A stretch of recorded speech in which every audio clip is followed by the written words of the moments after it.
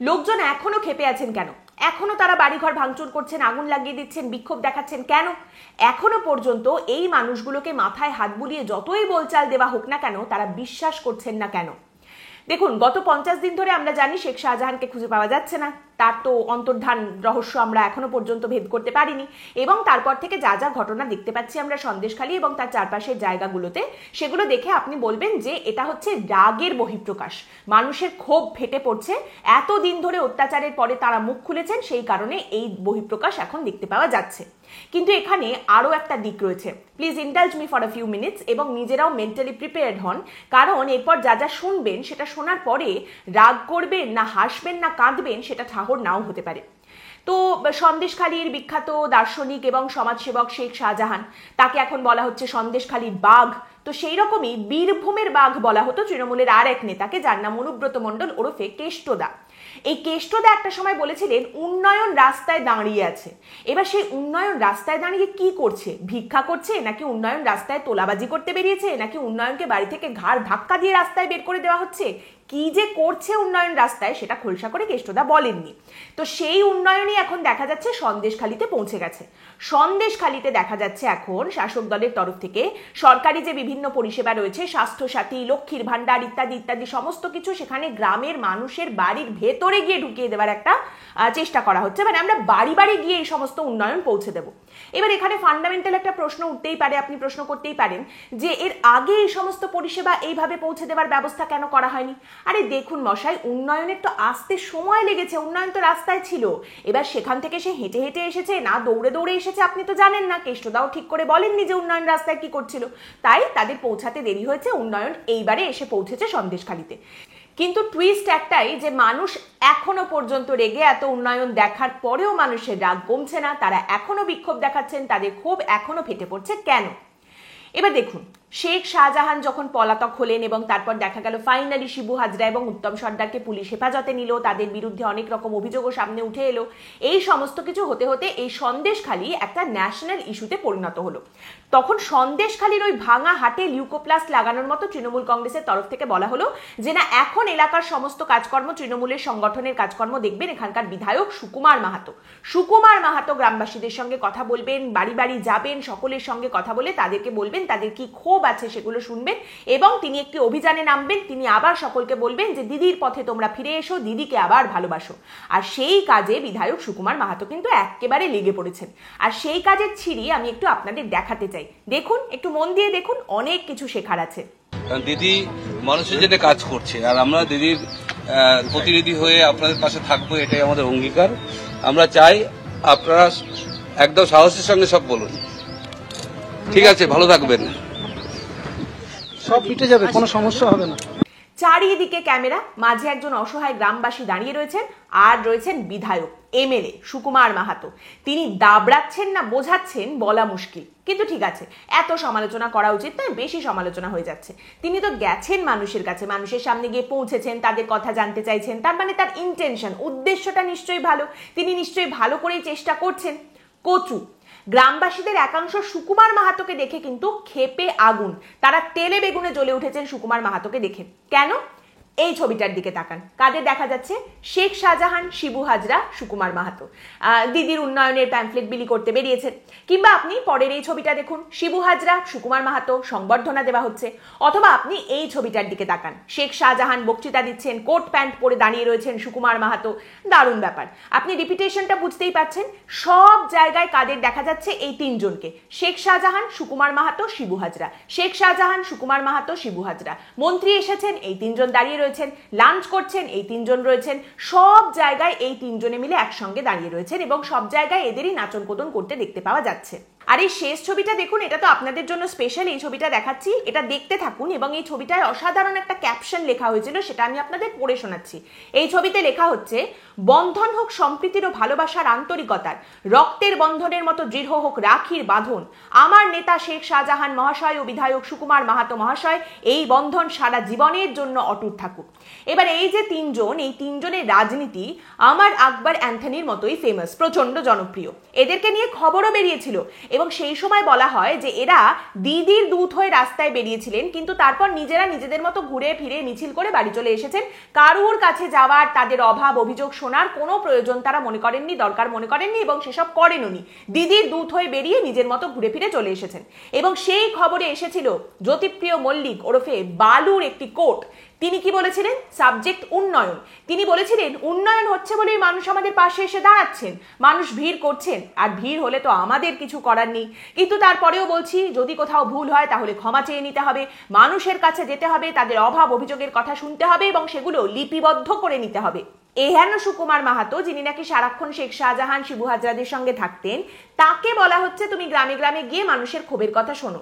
এবং তিনি মানুষকে গিয়ে বলছেন যে তোমাদের সঙ্গে কি হয়েছে আমাকে বলো, আমি তোমাদের কাছ থেকে শুনতে এসেছি শেখ শাহজাহান তোমাদের উপর কিভাবে অত্যাচার করেছে, শিবু হাজরা তোমাদের সাথে কি করেছে আমাকে বলো, আমি শুনবো এবং সেই সমস্ত সমাধান আমি করে দেব।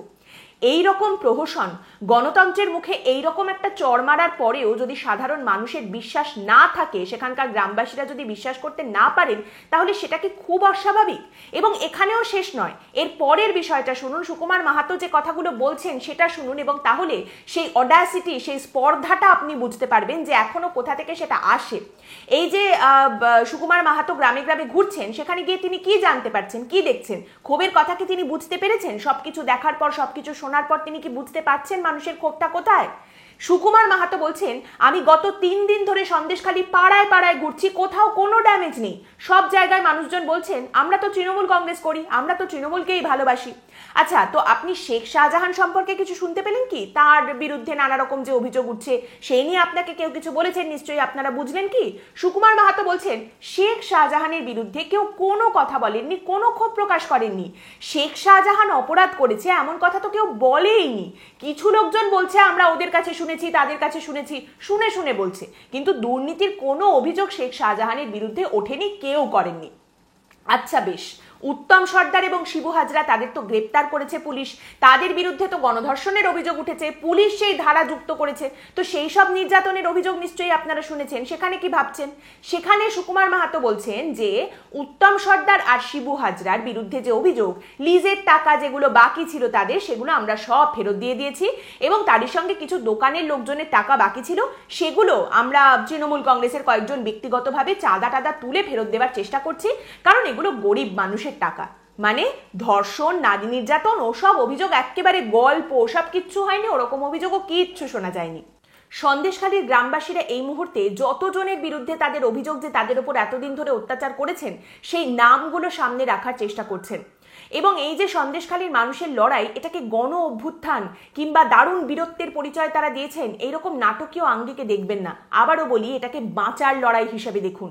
সাধারণ মানুষজন, গরিব অসহায় মানুষজন, যাদের উপর বছরের পর বছর অত্যাচার করা হয়েছে, দেওয়ালে তাদের পিঠ থেকে যাওয়ার পর মরিয়া হয়ে তারা আজ রাস্তায় নেমে এসেছেন এবং এটা তাদের বাঁচার লড়াই। এটাকে বাঁচার লড়াই হিসেবেই দেখুন এবং এটা থেকে শক্তি ও সাহস সঞ্চয় করুন। এই মুহূর্তে আরো একটা নাম তারা বলছেন, সেটা হলো সিরাজউদ্দিন।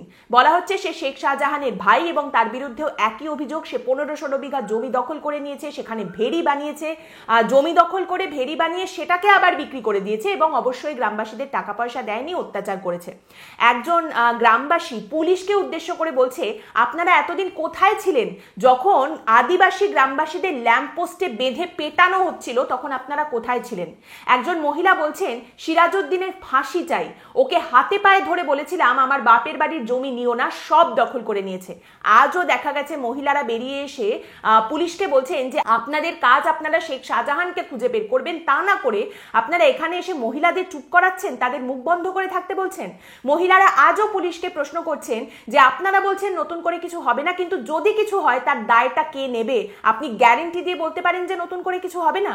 এবং এইগুলো কিন্তু কোনো একটা বর্ণনা নয়, এগুলো একদম ডিরেক্ট কোচ, তারা নিজেদের মুখেই কথাগুলো বলছেন, এটা তাদের বাস্তব।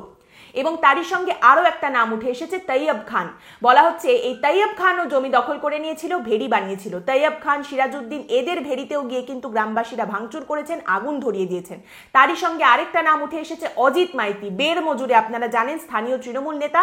তার বাড়িতে গিয়েছিলেন গ্রামবাসীরা, তাদের উপরে চড়াও হন এবং তাকে মারধরও করা হয়, তারও ভেড়ি ভাঙচুর করা হয়, তার বিরুদ্ধেও এই একই অভিযোগ। এবং বলা হচ্ছে এই অজিত মাইতি হচ্ছে শেখ শাহজাহান, শিবু হাজরা, এদের অনুগামী। এই মুহূর্তে সন্দেশখালীতে আমাদের রাজ্য রাজ্য প্রশাসন মরিয়া চেষ্টা করছে শেখ শাহজাহানের এই চ্যাপ্টারটা যাতে গোটানো যায়। পুলিশের কর্তারা সব টহল দিচ্ছেন সেখানে, রাজ্য পুলিশের ডিজি বলছেন বলছি তো, মানছি তো ভুল হয়েছে, কিন্তু কি ভুল হয়েছে সেটা তিনি বলছেন না এখনো মুখ খুলে। ব্যাপারটা হচ্ছে আচ্ছা ভুল তো হয়েই গেছে, এবার তাহলে ছাড়ান দাও, মানে ব্যাপারটা হচ্ছে যে ছেড়ে দাও এবং ছাড়ানোর দায়িত্ব দেওয়া হয়েছে এই সুকুমার মাহাতোর মতো মানুষের উপর। সন্দেশখালীর একটি মাঠ যেটা এতদিন শেখ শাহজাহান দখল করে রেখেছিল, শেখ শাহজাহানের মাঠ হয়ে গিয়েছিল, সেটা এখন আবার গ্রামবাসীদের ফেরত দেওয়া হয়েছে। সেখানে দেওয়ালে যেখানে যেখানে শাহজাহানের নাম ছিল তার উপরে চুনকাম করা হচ্ছে।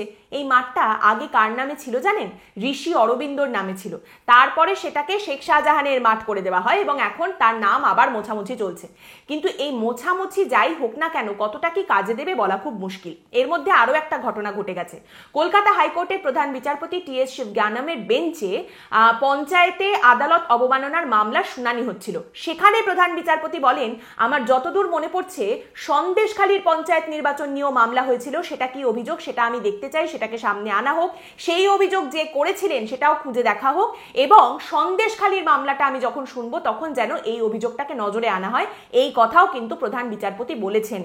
এই যে পঞ্চায়েত নির্বাচন সংক্রান্ত মামলা শুনতে গিয়ে বিচারপতির এটা মনে পড়ে যাওয়া যে সন্দেশখালীর নির্বাচন নিয়েও একটা মামলা ছিল এবং সেটাকে পয়েন্ট আউট করে আবার সামনে নিয়ে আসার কথা বলা, দিস ইজ ব্রিলিয়ান্ট। কেন বিচারপতি এটা পয়েন্ট আউট করেছেন, এটা কেন এতটা গুরুত্বপূর্ণ, তার কারণ একটা প্রতিবেদন রয়েছে 2023-এর জুন মাসের, যখন পঞ্চায়েত নির্বাচনের মনোনয়ন পর্ব শেষ হয়েছে এবং সেই সময় বলা হচ্ছে সন্দেশখালীতে বিরোধীদের মনোনয়ন প্রায় জমা পড়েনি বললেই চলে। বলা হচ্ছে সন্দেশখালী 1 ব্লকের গ্রাম পঞ্চায়েতে 156টা মনোনয়ন জমা পড়েছিল, যার মধ্যে 152টা তৃণমূল কংগ্রেসের আর 4টি নির্দল। পঞ্চায়েত সমিতির ক্ষেত্রে 29টা মনোনয়ন জমা পড়েছিল, যার মধ্যে 28টা তৃণমূল কংগ্রেসের আর 1টা নির্দল। আর সন্দেশখালী 2 ব্লকের গ্রাম পঞ্চায়েতেরও একই অবস্থা, অর্থাৎ বুঝতেই পারছেন। এবং সেই সময় বিরোধীরা অভিযোগ করেছেন বারবার যে বিরোধীদের মনোনয়ন জমা দিতে দেওয়া হচ্ছে না, শাসক দল মনোনয়ন জমা দিতে দিচ্ছে না।